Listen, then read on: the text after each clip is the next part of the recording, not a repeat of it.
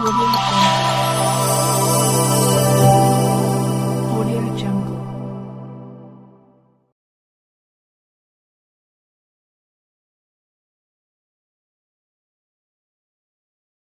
नमस्कार.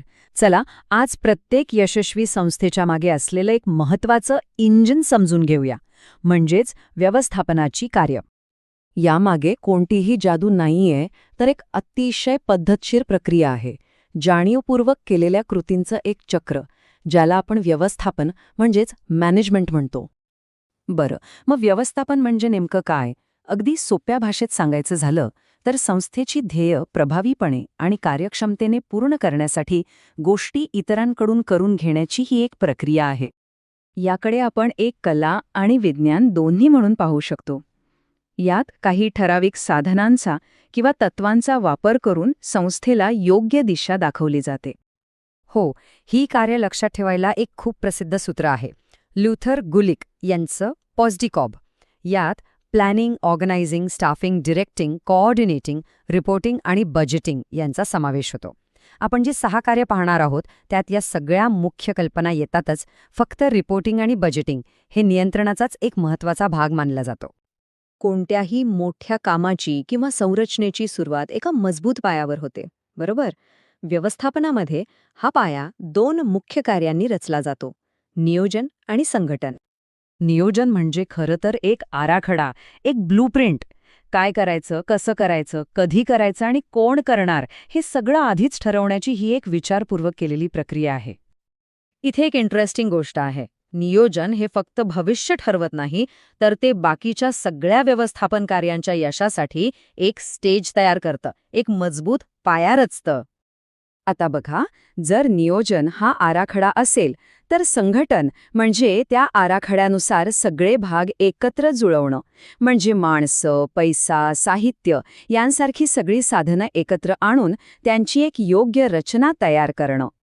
याचा अर्थ असा की एका चांगल्या आणि सुव्यवस्थित रचनेमुळे कामातला गोंधळ टाळता येतो आणि जी योजना आपण आखली आहे ती प्रत्यक्षात आणणं शक्य होतं. चला, पुढे जाऊया.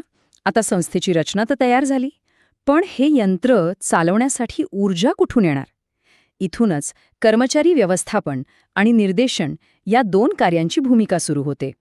कर्मचारी व्यवस्थापनाचं एकच मुख्य तत्व आहे, योग्य वेळी योग्य कामासाठी योग्य कौशल्य असलेली योग्य व्यक्ती मिळवणं. आणि हे अगदी खरं आहे, कोणतीही संस्था तिच्या माणसांशिवाय काहीच नाही. त्यामुळे एक हुशार आणि उत्साही टीम तयार करायची असेल तर प्रभावी कर्मचारी व्यवस्थापन ही त्याची गुरुकिल्ली आहे.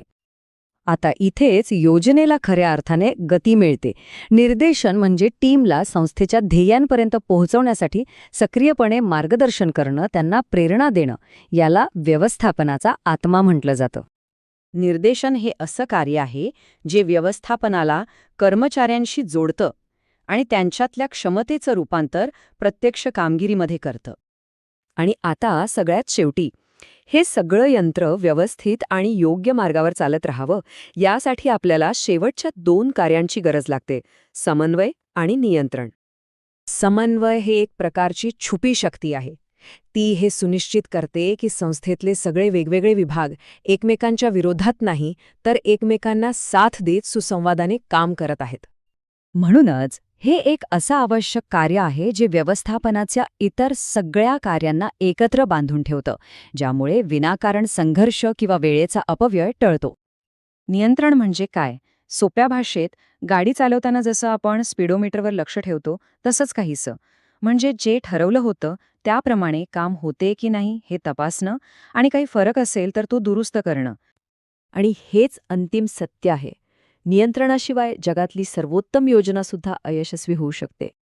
चला, आता हे सगळं एकत्र कसं काम करतं ते पाहूया, कारण ही कार्य वेगवेगळी नसून एका सतत चालणाऱ्या चक्रात एकमेकांशी जोडलेली आहेत. ही सारणी आपल्याला एका नजरेत दाखवते की या मोठ्या प्रणालीमध्ये प्रत्येक कार्याचं उद्दिष्ट आणि कार्यक्षेत्र कसं वेगळं आहे, पण तरीही ते एकमेकांशी जोडलेलं आहे. आणि हाच या सगळ्याचा गाभा आहे. बघा, प्रक्रिया नियोजनाने सुरू होते आणि नियंत्रणाने संपते. पण नियंत्रणाचे जे निष्कर्ष असतात तेच पुढच्या नियोजनाचा पाया बनतात. यामुळे हे एक सुधारणेचं, कधीही न थांबणारं गतिमान चक्र बनतं. तर हे होतं व्यवस्थापनाच्या 6 मुख्य कार्यांचं विश्लेषण. नियोजन, कृती आणि सुधारणा यांचं एक असं चक्र जे कोणत्याही ध्येयाला वास्तवात उतरवतं.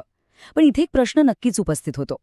आजच्या इतक्या वेगाने बदलणाऱ्या व्यावसायिक जगात एखाद्या संस्थेला टिकून राहण्यासाठी आणि यशस्वी होण्यासाठी या 6 कार्यांपैकी कोणतं कार्य सर्वात महत्त्वाचं असेल असं वाटतं?